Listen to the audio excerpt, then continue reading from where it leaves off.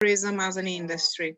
So I would like to give the floor to our special guest today, Ms. Natalia Bayona, to present and to speak about the new initiatives of the World Tourism Organization.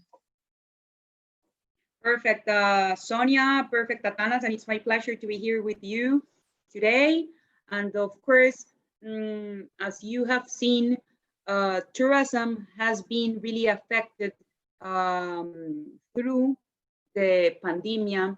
And of course, when we are talking about tourism and sustainability, it's really important to take into account that, of course, innovation, digital transformation, and of course, investments is one of the key factors that can help us to improve or to work together on this via. So of course, why or where we are, as you know, the UNWTO launched the first innovation department 2.5 years ago. And when it launched, it was focused on creating a global innovation ecosystem. So to bring more than 150 member states using the ecosystem as the power and the solution to recover tourism and to work in tourism for a more sustainable and innovative way. So corporations, institutions, academia, investors, startups, governments take a key role if we want to work better. We offer inside the UNWTO different programs for our member states. So we work with the startup competitions, specific challenges. We do the tourism tech adventure forums. We do innovation network in order to spread the voice of innovation all around the world. Regarding digital transformation, we have the Tourism Online Academy, that is a place where we run different kind of seminars regarding the matter, and where we think we can scale up the way people are educated. We have an innovation hub as well, an acceleration program focused on digital skills for the governments, and we have a jobs factory. And regarding investments, we have guideline and reports. We have an investment network, we have an investment forums, and we have, of course, multilateral investment cooperation. So thanks to this job, we have raised, or we have developed more than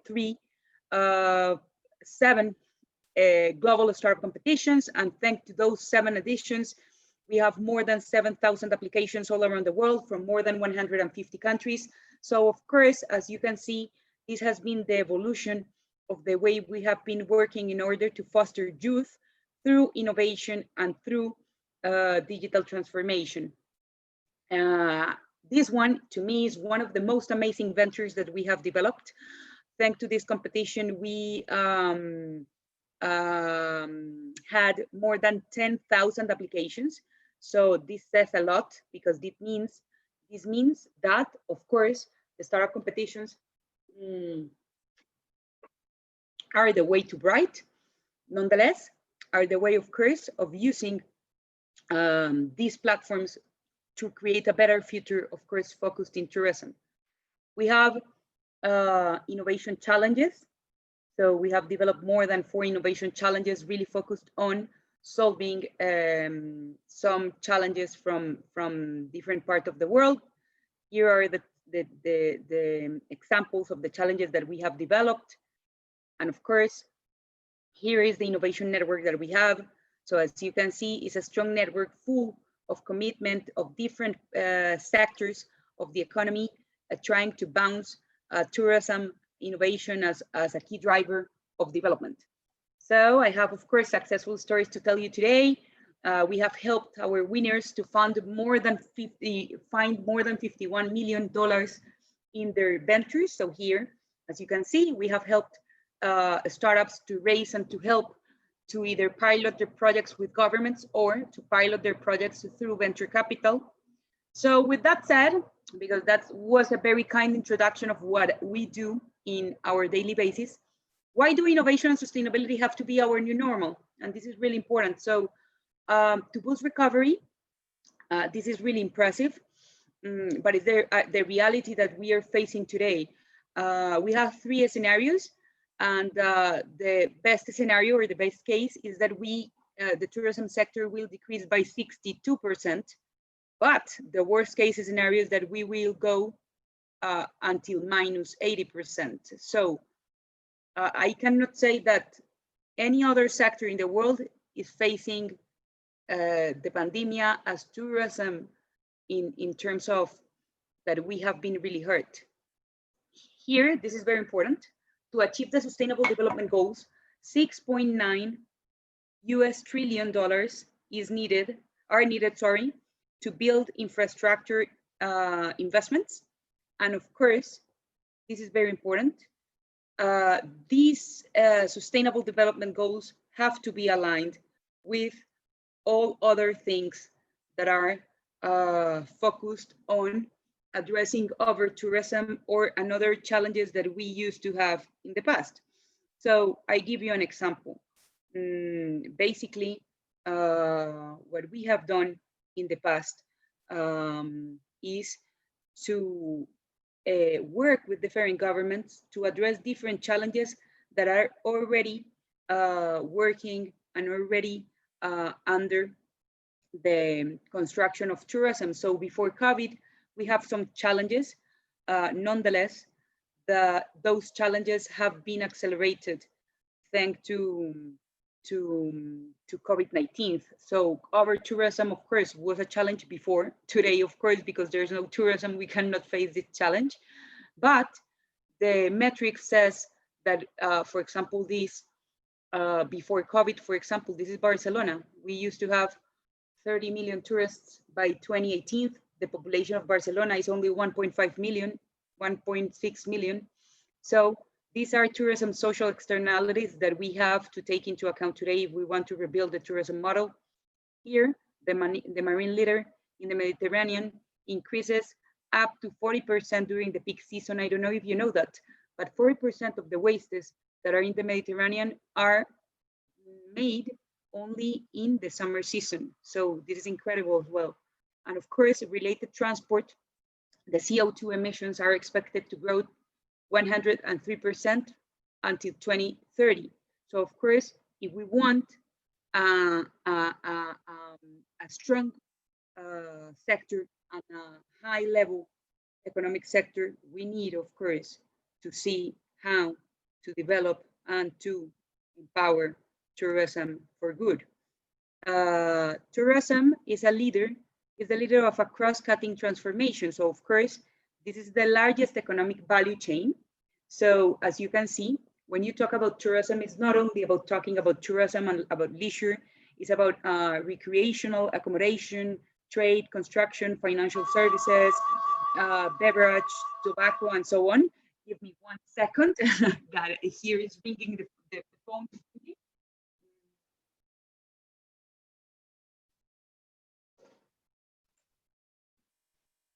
The live webinar. These are the situations. I'm here back. I promise you only 10 seconds, but because I live alone, of course, I don't have anyone that can open the door for me. So I was saying that when you're talking about tourism, of course, communications, air transport, electricity, water, food are part, of course, of the economic value chain. And of course, the benefits are for all. We have, regarding innovation, of course, new players that are the startups.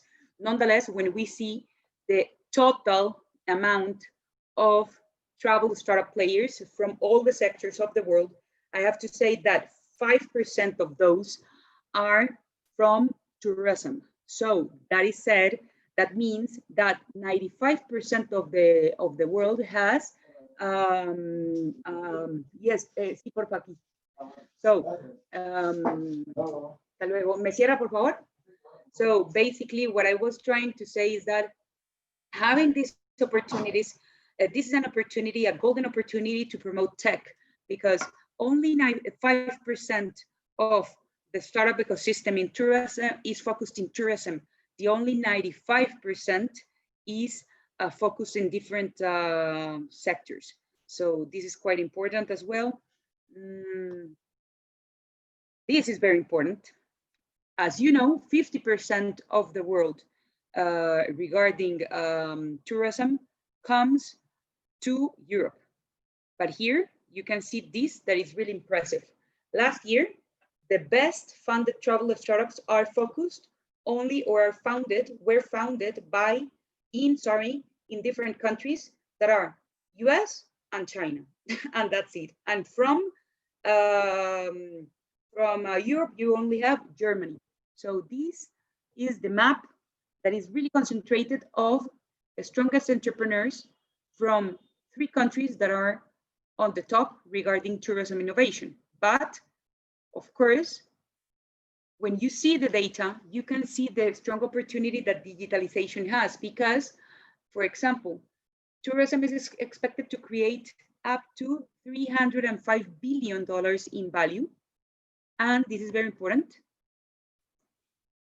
And generate benefits valued at $700 billion for customers and wider society through reduced environmental footprint.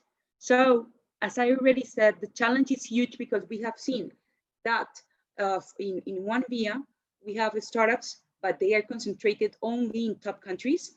So we need to move the European innovation ecosystem if we want to empower youth, and if we want to empower and give high-class opportunities to everyone.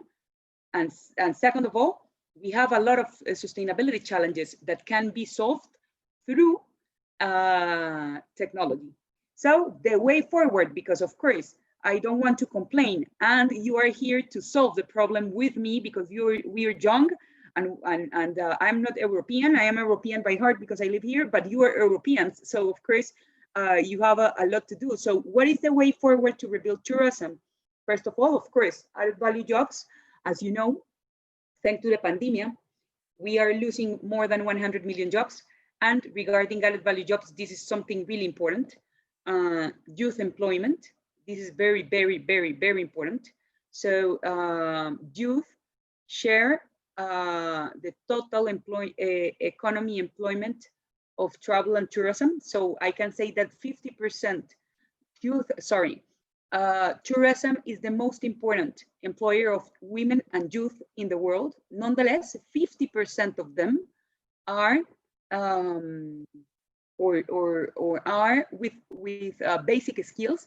So they only have secondary skills. So here we can see women employment. Yes, we can be top employers, but we have a strong gap. So look at here in the power, 23% of tourism ministers are women. So of course, if we want a diversity and equality, we need to grow a bit.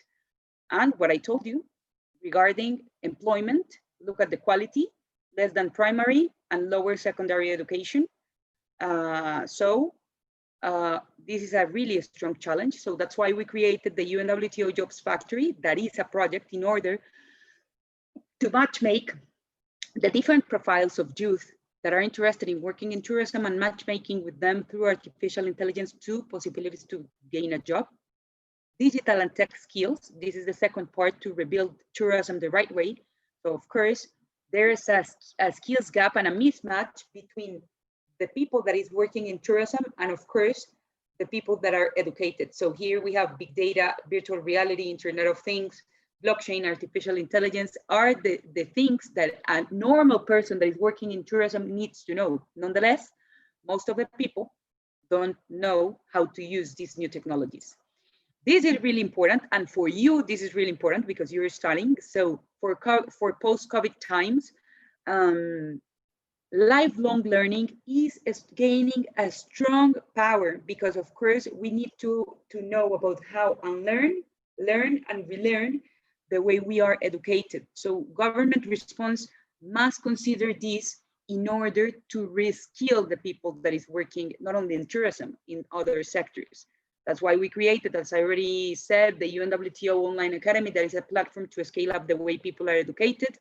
And last but not least, the third part of the model is sustainable investments. So I told you some slides ago about the way there are startups that have been created and they are focused. I told you. Startups are created, powerful startups are from China, US, and Germany. But look at this, venture capital for innovation. Once again, the top investors of the world on tourism innovation is China, US by difference, but look, where is Europe? So the challenge is strong because if we want that the most important region of the world regarding tourism aligns the model with technology, we need to invest in tourism investments as well. And this is really important. After the pandemic happened, the environmental, social, governance investments have been growing so far. So the investments have been growing 55% on those categories. So if you want, of course, to create a new venture, to me, the first thing that I have to say that you have to go through a linear way and a different way to develop this in a very strategic way, because of course the money is there, investors are there. Nonetheless, if you have a sustainable venture, is quite a message, a very important message. If you are a traditional venture, maybe you don't have the money, not because you're not good, but you're not good enough, because today sustainable social impact, governance, and environmental things are more powerful rather than before COVID-19. And last but not least, of course, green investments. As I told you, we are developing pilot projects in different countries in order to empower green investments. And with this, I would like to finish, and I would like to do an open conversation with you in order to advance together and to do the most incredible class today. So of course, now, because I have been talking a lot, it's your time to chat. So I'll be glad to receive your questions, and of course, I'll be glad to answer them and to enter a discussion. So thanks a lot. Thank you, Ms. Bayona, for presenting and sharing all these initiatives and covering different important issues. At the moment, I don't see open questions, so nobody have written to the question and answer. So eventually I can give the floor if somebody wants to make a question by themselves. So raising a hand and speaking on the microphone, or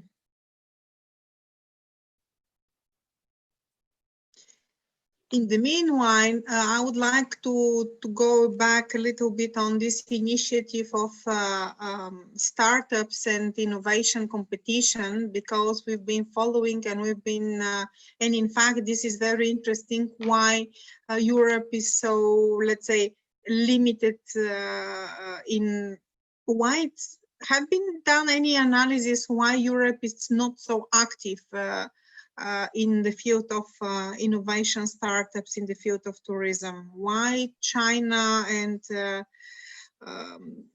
you know, Asia, basically, because we saw there India also it's so active and so proactive in the tourism. Have you had some insights about this? Yes, basically what I think is that, of course, we have been really active. And when you see the power of the European Commission, I can say that thanks to the European Commission, there has been established a lot of funds focused on tourism ventures, and that's amazing. And on the other hand, when you see there are good ventures focused in tourism and a lot that are seed stage or early stages. Nonetheless, to success in any sector of the world, you need to scale up. And that's the challenge, because from the 100% of the world, of the economic sectors of the world, only 5% correspond to tourism successful entrepreneurs based on new technologies. So of course, here in Europe, we have a lot of entrepreneurs. The thing is that we need to make them successful and we need to make them grow in order to, of course, don't have only Germany as part of the pipeline that, as you have seen, it's not only a problem of Europe. Latin America doesn't exist, Africa doesn't exist, Asia Pacific doesn't exist. So it's a global challenge, because if we want technology, of course, our challenge is not only about helping startups to be created, it's helping them to grow and to scale and to do that. So today, there are just a few European startups that I have to say that have been successful. For example, Booking, or the competition of Uber here, as that is a unicorn as well, but there are no more than 5 or 6. So here the challenge is to have hundreds of them working for the tourism and for the benefits of everyone. Can you, in this context, can you outline the success factor? Because we saw what is the challenge. It's not because there are no startups or no ideas, but there are no successful, let's say, realization. What are the success factors that eventually can help to surpass this challenge and, you know, to grow more than 5%? Can we speak about some general criteria for success? Is this IT competencies? Is this a problem of marketing or business model in order to enter to the market? Is this a problem of, let's say, integration into the market and all this networking, because tourism, it's a very, very complex sector interacting with different stakeholders and different players. Can we speak about success factors? Successful factors are scalability, as I told you. That's crucial to us because, of course, scalability is one of the main ways you find how to adapt a process to different kind of countries. So that's amazing. On the other side, of course, what I can say is that, of course, the tourism sector has invested a lot on accelerators, innovation labs. So that's amazing. So, for example, you find today a lot, for example, those KPIs that I was telling you, more than 10,000 people applying to different competitions. That's amazing, because of course that is a way to help, and that's a way to see how entrepreneurs are committed on helping a sector, and that's amazing. So I think that's very successful. Another thing that is really successful is the type of ventures that we are developing there. When I see the pipeline of startups from the tourism sector, I can say that it's amazing, because it's about working on different type of solutions. So, for example, we funded one of our startups is about tax-free, developing tax-free applications for everyone. On the other side, you have disabled applications in order, or technologies that can help disabled people to feel the same experience as a normal person will do when they hike or when they go to an amusement park, or you know, for example, another type of things is augmented reality and virtual reality in terms of in times of COVID-19. So you can experience differently the way museums are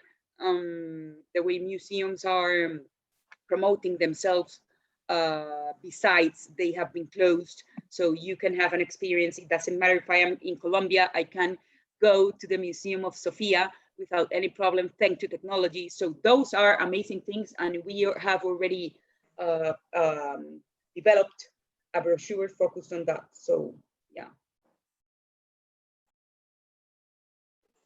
Thank you for answering me. Any other questions? I don't see anything in the question and answer board. They're super confused or super excited. I don't know, even A or B, you know?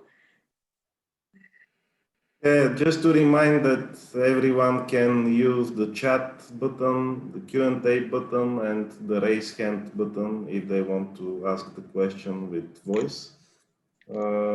We are following also the webpage in Facebook of our faculty, so if there are any questions from there, we'll say. but let's just give the participants some opportunity to ask questions.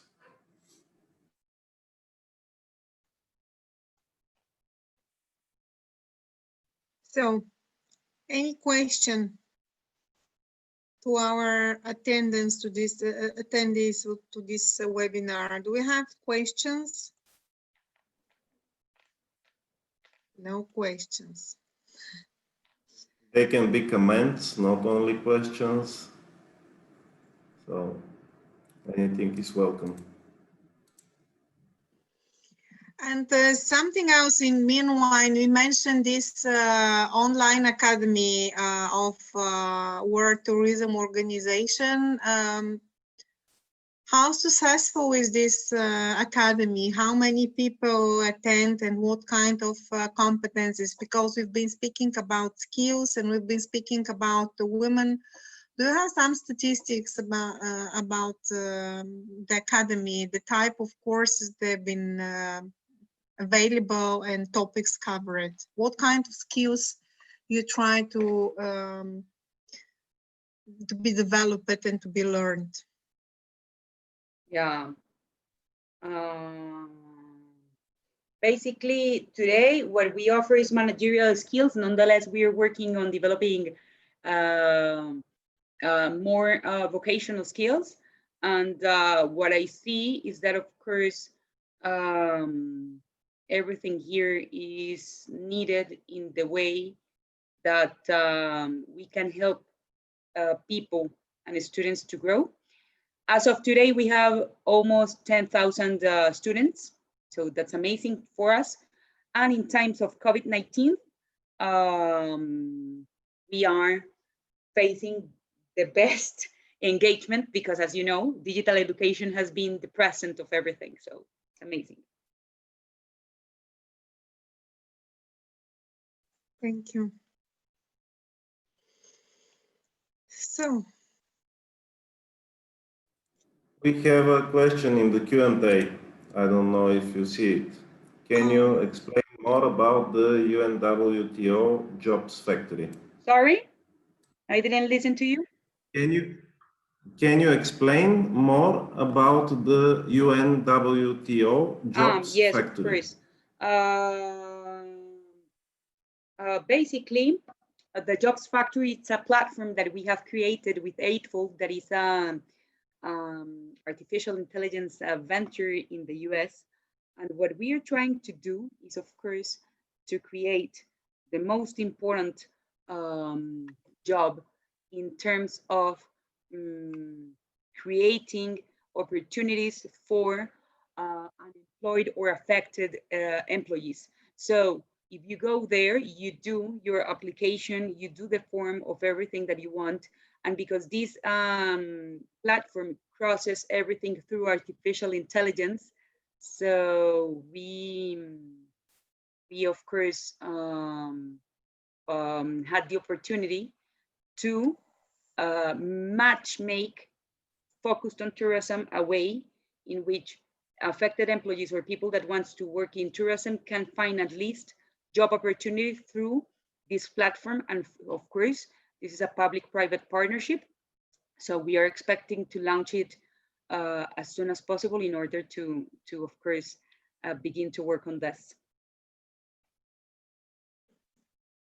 and do you think to match or to link this Jobs Factory with other initiatives like, for example, EUROS in the European level? It's a kind of, again, the similar matching the supply and demand. Do you think to link it with other platforms, or it's to be just for the tourism? Just for tourism for the time being, yeah. Okay.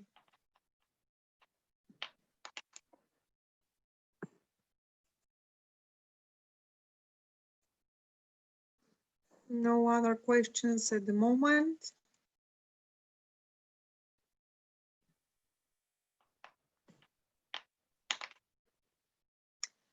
Just to mention that the presentation it's available and it will be shared in case somebody have some more interest on data that have been presented a few minutes ago. So we'll share the presentation thanks to Ms. Bayona and everything that we've been seeing today. And I don't know, if no more questions, I think that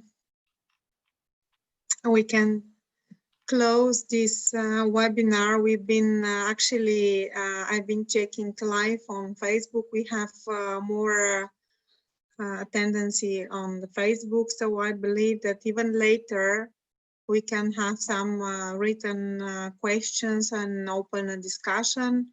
I recommend to follow the official website on the social media of World Tourism Organization and all the activities and initiatives that have been launched and will be launched in order to follow all these new developments and good examples of startup and innovation in the field of tourism as a kind of inspiration of possible growth and development in the area of tourism. So I'd like to thank you, Ms. Natalia Bayona, to your time and sharing your experience, your knowledge, and your ideas, and of course, the big effort and the importance of organizations such a World Tourism Organization, and to give us opportunity to have you in our class and possibility for interaction with our students. So thank you from my name and the name of our faculty and our university. Thank you for having opportunity to have you today with us. Thanks a lot. The pleasure is mine. And let's keep together and let's keep working together during these times that are difficult, but we have the best opportunity ever to recover the sector the right way. And of course, being a student today, it has to be a blessing and a pleasure, you know, because it's the way of thinking on how to scale up the different things that people are learning through education. So thanks a lot, and see you soon in Sofia, hopefully. Thank you. Thank you, everyone. Stay safe and healthy, and see you in our next events. Bye.